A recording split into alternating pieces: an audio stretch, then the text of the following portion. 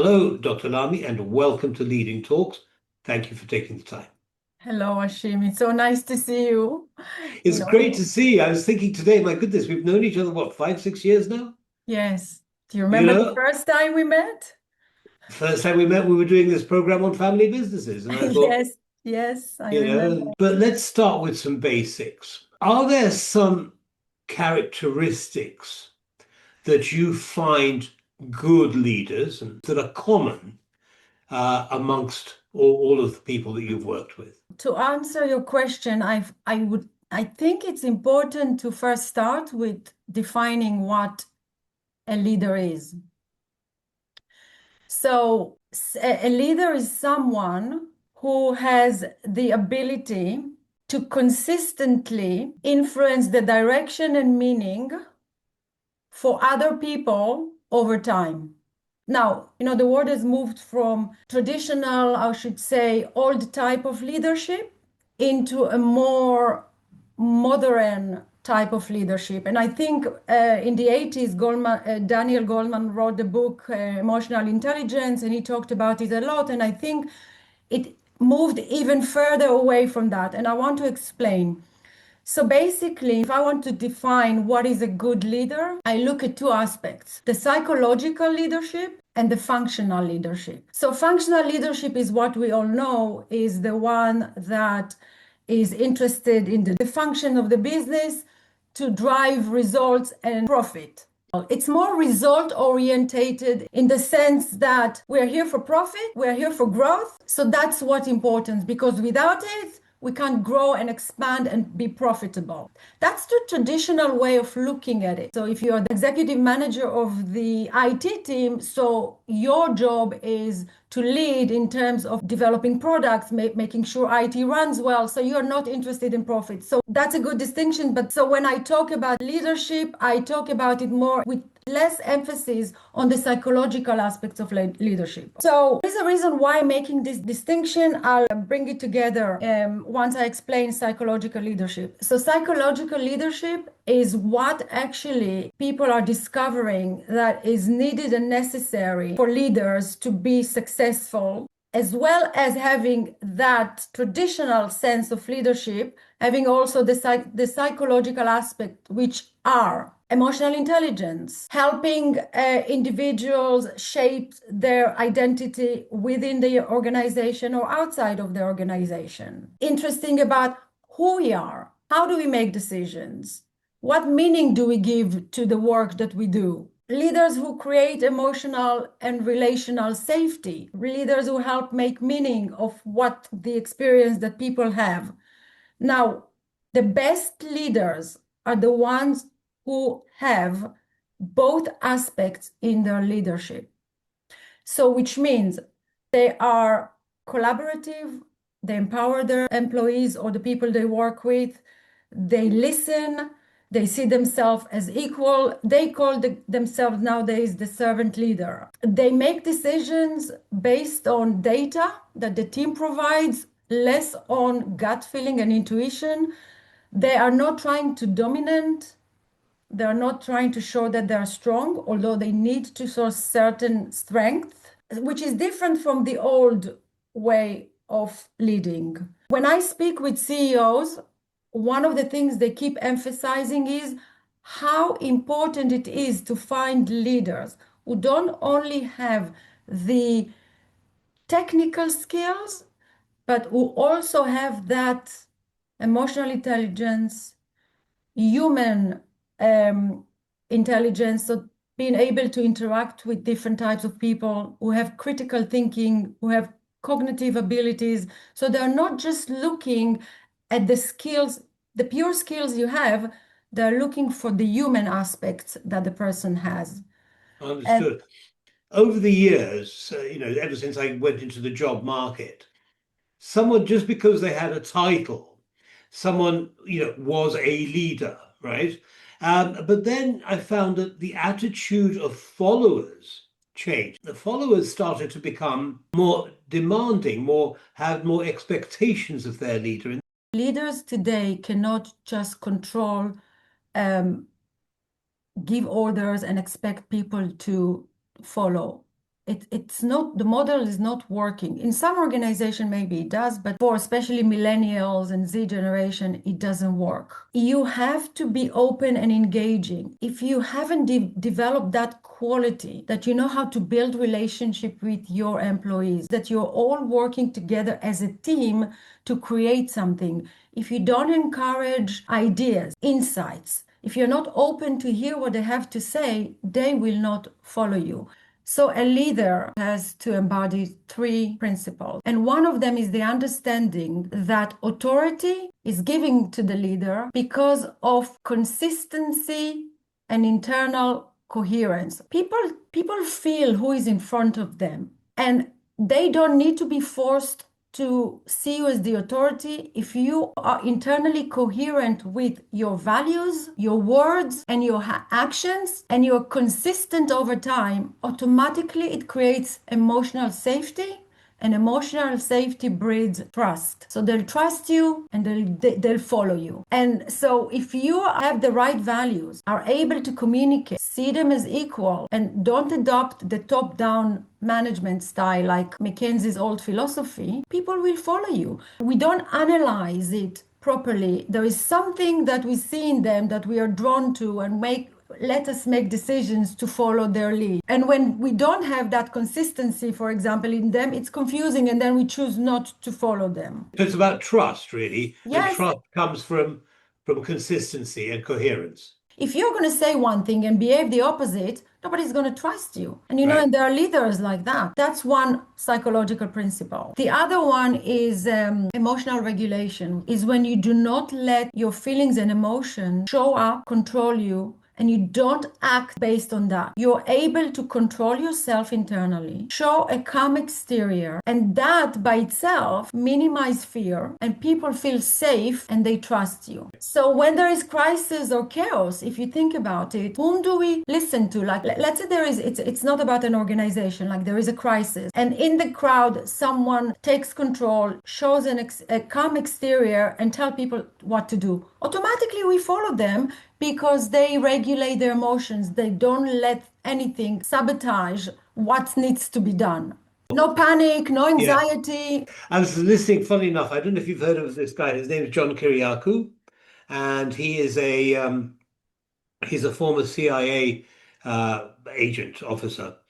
And he was talking about what happened when 9/11, when 9/11 occurred. And he was in New York at the time, that's where he was based. And he talks about, everyone went into this huge room, a kind of emergency room, and they couldn't believe what they were watching on the screens, and then eventually he said somebody screamed out, "Will somebody lead here, please?" Mm, And I thought, yeah, I think that's exactly what you're talking about, right? exactly. They're looking for someone to take control and say, okay, we can do something here. Yeah. You do this, you help me with whatever. But Absolutely. yeah, But it happens even in businesses when there are deadlines and projects yeah, to complete, and all of a sudden, or there is a technological development that needs to be launched and it's not ready, and it creates chaos. And oftentimes, the leaders or the executives or whoever is the manager don't control their emotions. And absolutely. Because they panic, they're stressed, right? But also, what I was thinking was, with the overlap with family life. So if something is happening at home, some people kind of bring that into the workplace.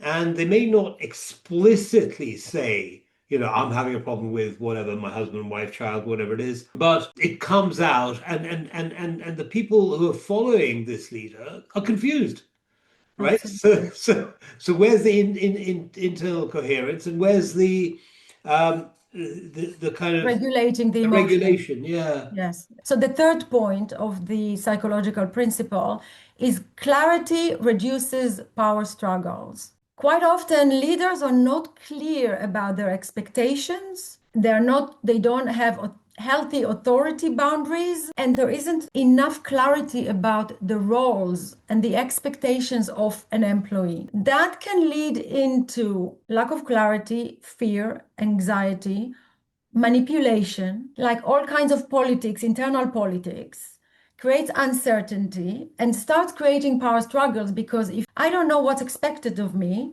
therefore I'm not going to deliver. And then there is passive aggressive behaviors and power struggles, and that affect the production and effectiveness and creates all kinds of issues.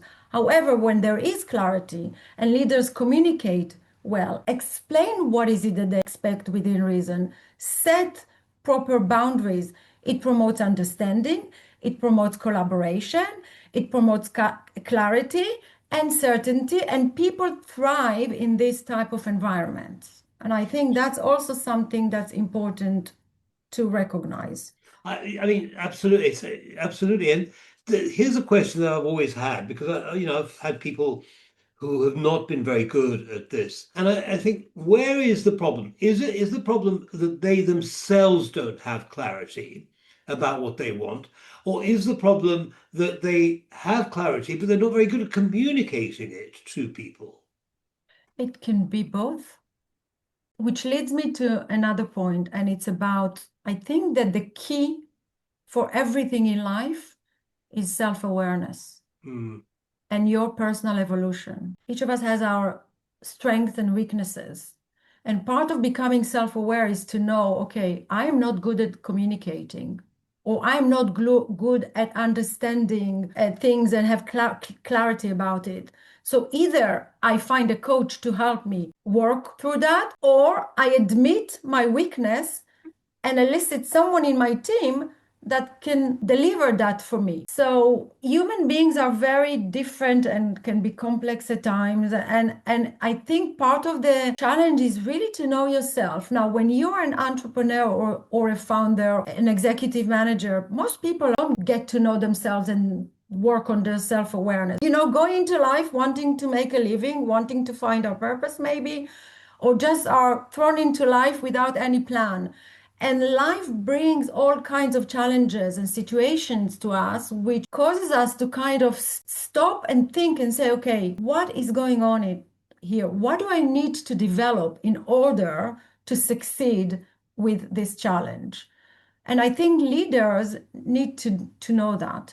I always say that I wish in schools and universities they would dedicate a semester or more for personal growth and development only, Yeah, no, but that I mean that makes perfect sense to me. I mean, and I must say, as when I kind of talk to people about leadership coaching, which is what I do, leadership training and so on, what I often find is that leaders have a problem with admitting to themselves or to others that they have some gaps, right? That there is something that needs to be improved.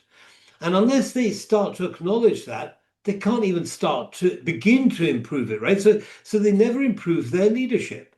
So what would you say to somebody like that who says, well, no, I'm okay, okay, I may not be brilliant, but I'm good enough. I've got 30 years experience. I know what I'm talking about. What do you talk about self-awareness? I don't need that. What would you say to someone like that? in order to be able to steer them in the right direction, to look into working on their self-awareness, there should be an opening. So usually you propose the subject or the topic when there is a crisis or a challenge that they come to you with. And then you said to them, look, helping you resolve it and like specifically to this challenge will not prevent you from experiencing more challenges because there is a pattern here that you need to become aware of and break. So you can just have a band-aid on the situation, and I can give you techniques that can help you get out of these particular situations, but you're at risk for it coming back again, and I almost guarantee it. When presented like that, it helps them to start thinking about it in a different way because part of their identity is geared towards success and Right, not to fail. So if you explain to them why they are prone to fail again, they can start listening. It's all about using the right concepts to grab their attention to see that, yes, they may manage right now, but that doesn't stop them from having other issues that they need to develop awareness for. Let's not forget that people who are in successful positions, they are there because they have a lot of confidence. They believe in themselves.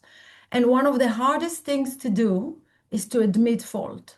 You don't want to show weakness. I have clients that were terrible leaders. It was their own company. They were the founder. They grew it successfully, did well, or still do, but were poor communicators, couldn't regulate emotions, and always bumped into conflicts with others. They came to me. It took us a year or two before we were able to get to the point that they were willing to let me in and Right. admit weakness. So Because the barriers were so high. yes, the defense mechanism is very high. Yeah. It's about identity change. We have certain identities that controls us without our knowledge, and to collapse them requires a lot of courage, and to rebuild them, or even not to collapse them, even to shape them differently. It's not something that comes to us naturally. We resist it. No. And it's also, leadership is not something, you wake up on Monday morning and suddenly you're a leader. It's a journey, right? So you constantly got to evolve and in order to evolve effectively, you have to have an open mind and say, hey, look, I'm not perfect, and what can I do, what can I do to fill the gaps? Or do I employ somebody who can, or do I improve myself? Ask yourself these questions. But as you say, so many people, because they are in those senior roles, they don't want to appear weak, and they don't want to appear as though they don't know what they're doing, and that's so dangerous. I know, but also imagine that they've gotten to the point that they've gotten with what they know. Right.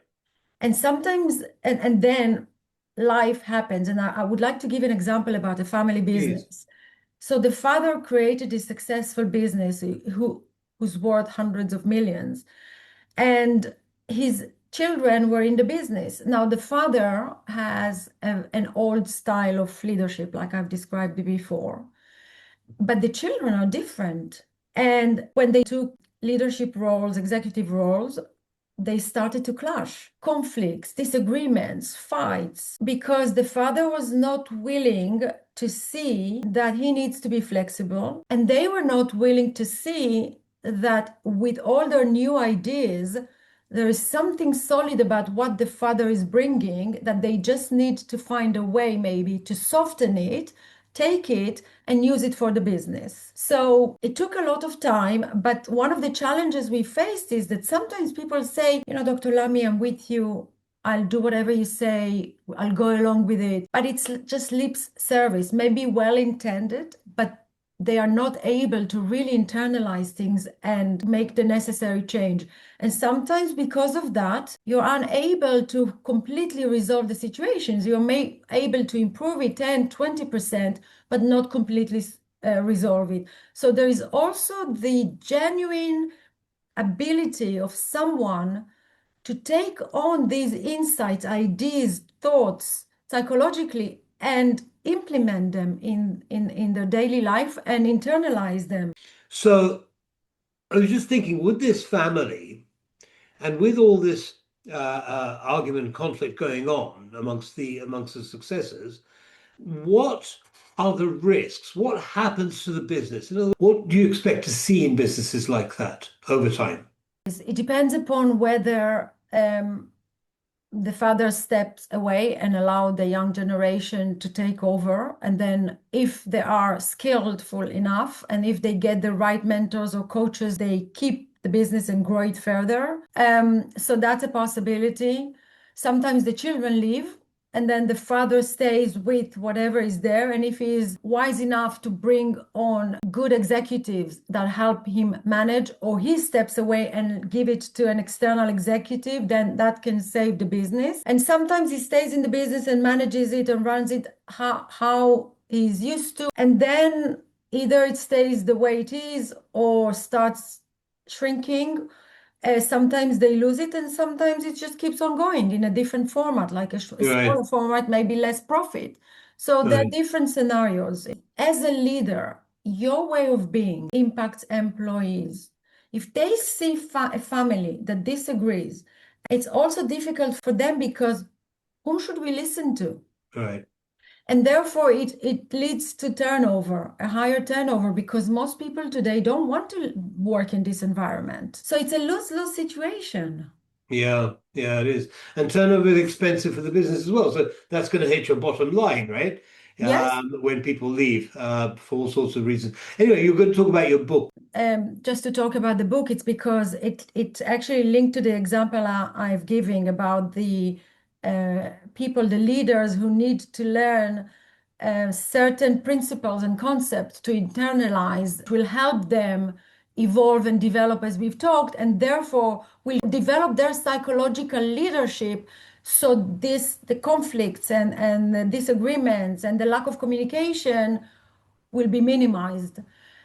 So the book talks about principles like that, and it teaches people how to let go of emotions and feelings that control them, how to regulate them, how to look at money and your relationship with money and leadership in a business from a different perspective. It teaches you proper listening, how to really listen, not just to others, but to yourself, which is the most important form of listening, from which everything starts. It talks about surrendering the ego and being right in order to achieve something greater. It's, based on 5 years of research and data analysis with significant results, that those key principles that the book describes actually have proven over time, and they're actually the principles and concepts that once people internalize and apply will really help them on their growth journey. This is the first book of trilogy. In general are really the aim behind them is for leaders who are either already leaders or who are potential leaders or on the verge of leadership who want to step up, if you like. So if they're already leaders and they're nervous. So let's imagine we're talking about a leader who's I don't know middle manager at the moment, and he or she wants to move up. Yes, they want to get to the C-suite. So, what kinds of things would you say that they need to be aware of and to start to work on? It depends upon whether you are anxious because you've never done it and you're stepping up. Then what I would say is monitor yourself and pay close attention to when the anxiety comes up and identify the source of it. So is it because you don't have clarity about what you want, how to go about something like that? And if that's the case, identify key people in your team that you can open up to. Don't say I have anxiety, but say I am trying to get more clarity about this.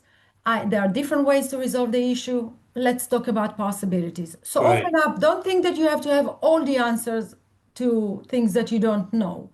I think that can help a lot.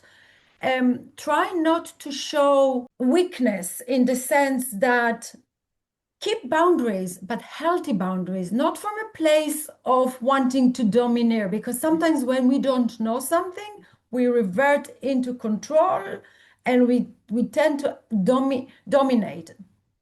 Don't do that because that's not going to enroll people to listen to you.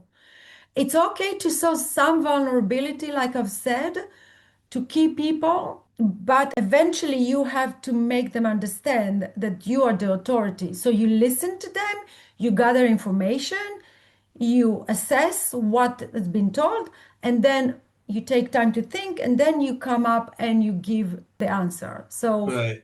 That is so powerful.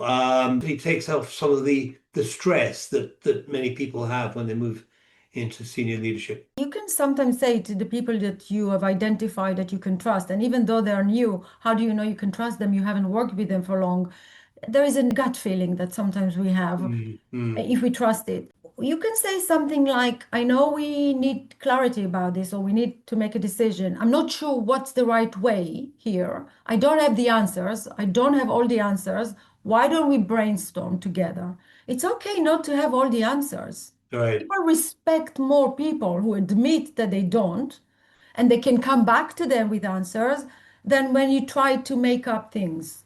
Yeah, because people can see through that, can't they? They can see that you're not really sure, and you're you're blustering, you're being aggressive. You talked about that as well, because you don't want people to question you. And if you're aggressive, you're kind of building this barrier between you and your team, which is very unhealthy. Long past the time that we accept that model. The Yeah, world is yeah. changing. I spoke to a senior manager and he was explaining to me that you can't continue with the old way. People want to feel listened to, empowered, equal. Leader is interested in what they have to say. So he says that this is crucial, and that's what he applies in his teams across the world, and it's successful. With all of this, the things that he's doing, he's still the leader. He's still the authority, and he has strong boundaries. Okay, so he's kind and welcoming,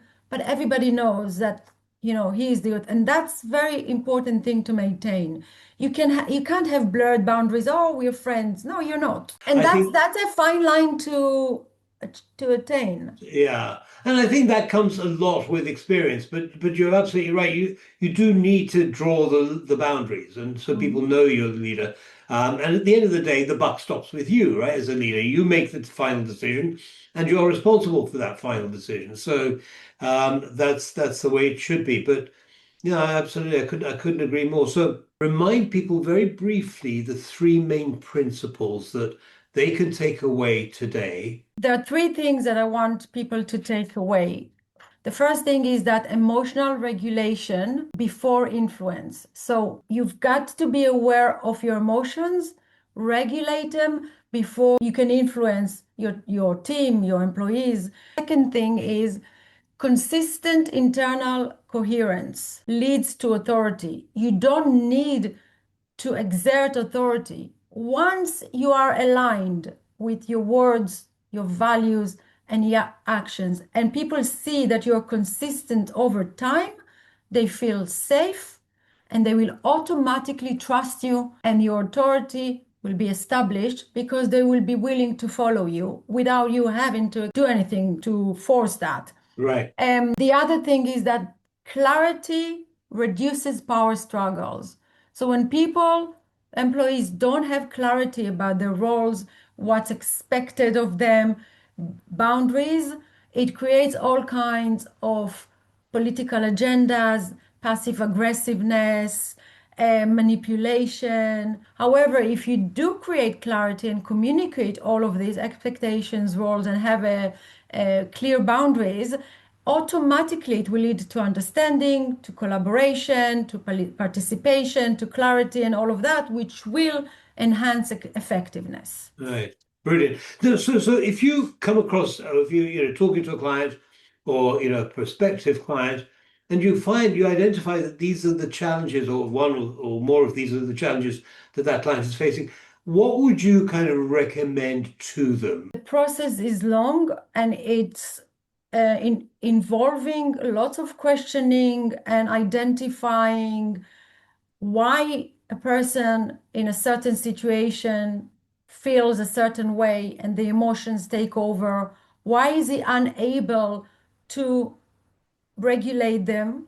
And therefore, oftentimes it goes back to their childhood or events that happened to them, and you need to undo that so the emotions don't show up like that. The first step is to identify that the situation is linked to this type of emotion and ask yourself why. What is it that I'm afraid of? What is it that's the worst outcome that I'm afraid of and trying to avoid happening? That's all you can do right now. That's the first step. Clarity comes from, a lot of people have ideas, and usually most people I see have a high level of ADHD and ADD. They have the clarity for themselves in their mind, but they don't know that they're not clear with their communication, the delivery. So you really work with them on understanding that and showing them where the gaps are and where the disconnect is. And then you help them to develop the ability to communicate clearly. And that's Yeah. the process. So those are Very the powerful process. I was absolutely fascinated listening to you. I could just imagine it, visualize it. I mean, and that's why I think this might be a good time to share with our audience that the two of us are starting a podcast together yes. on leadership, and you're going to be saying these amazing things as you just have, and I'm going to be taking the leadership coaching perspective. with our guests, and I'm so excited about working with you and working together with our guests, and exploring all kinds of exciting new areas. I'm really, really looking forward to that. Dr. Lami, that was amazing. I could talk to you for hours. I mean, thank you so much Thank you. It's for always your good speaking insights. yeah, always good speaking with you. Thank you. Thank you. Take care Take now. care. You Bye too. bye. Bye.